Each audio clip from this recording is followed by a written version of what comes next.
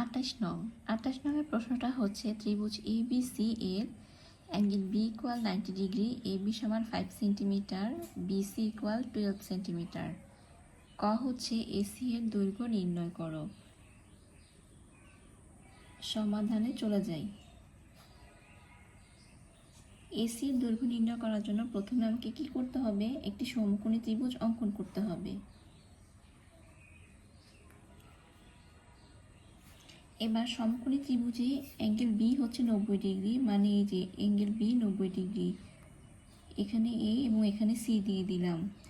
AB সমান 5 centimetre আর BC সমান 12 centimetre. AC এর দৈর্ঘ্য আমাকে বের করতে হবে। এখন লিখব, দেওয়া আছে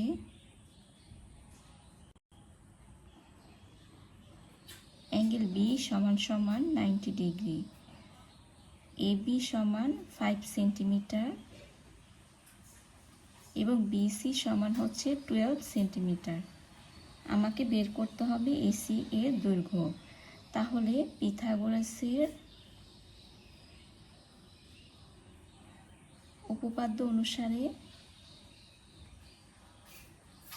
অনুসারে অতিভুজ, আমরা জানি পিথাগোরাসের উপপাদ্য অনুসারে অতিভুজ স্কয়ার সমান সমান লম্ব স্কয়ার প্লাস ভূমি স্কয়ার। এখন এখানে স্কয়ারটা না দিয়ে আমি এখানে সরাসরি বর্গমূল চিহ্ন ইউজ করেছি। আর এইটাই কেন ব্যবহৃত হলো? কারণ এটা একটা সমকোণী ত্রিভুজ, সমকোণী ত্রিভুজের লম্ব এবং ভূমির মান দেওয়া আছে, আমাকে অতিভুজ বের করতে হবে। অতিভুজ হচ্ছে AC। এবার লম্বের মান লিখব, লম্বের মান হচ্ছে 5 স্কয়ার, তারপর ভূমি হচ্ছে 12 স্কয়ার। বর্গমূল চিহ্ন দিয়ে দিব। 5 এর বর্গ হচ্ছে 25 আর 12 বর্গ হচ্ছে 144।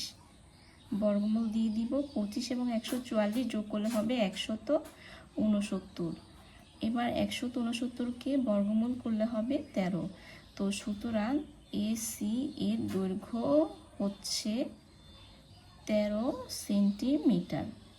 এই হচ্ছে গিয়ে কয়ের অ্যান্সার।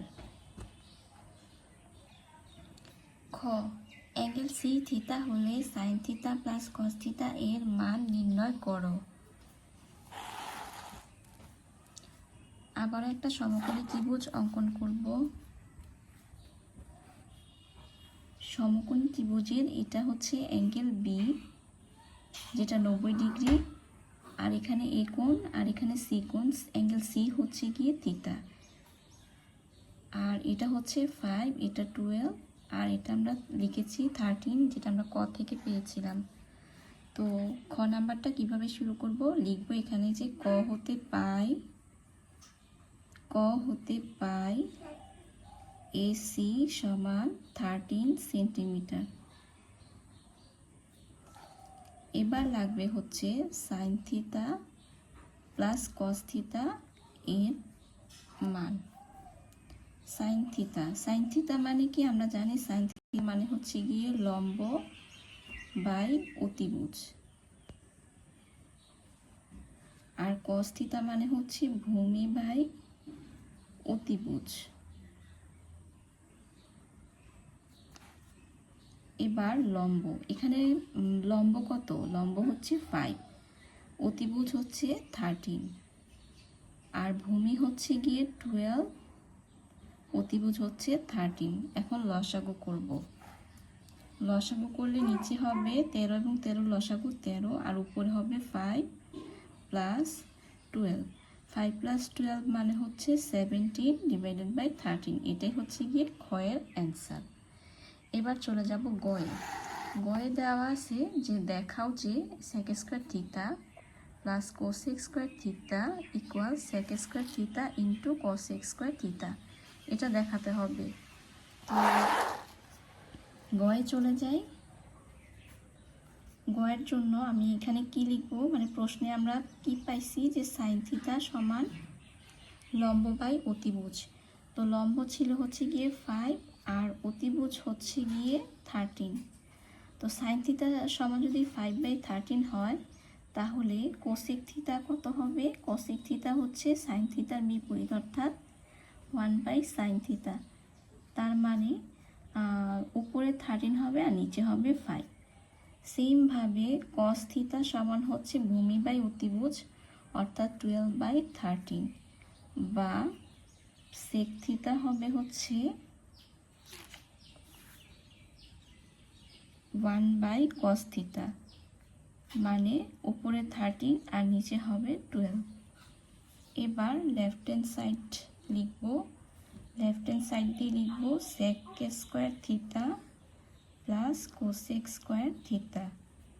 সেক থিটার মান কত পেয়েছি? 13/5 হোল স্কোয়ার। কোসেক থিটার মান হচ্ছে 13/12 স্কোয়ার। 13 বর্গ হচ্ছে 169 আর 5 বর্গ 25। এখানেও সেম 13 বর্গ 169 আর 12 বর্গ করলে হবে 144। এখন কি করব? এখন কাজ হচ্ছে 25 এবং 144 লসাগু করব।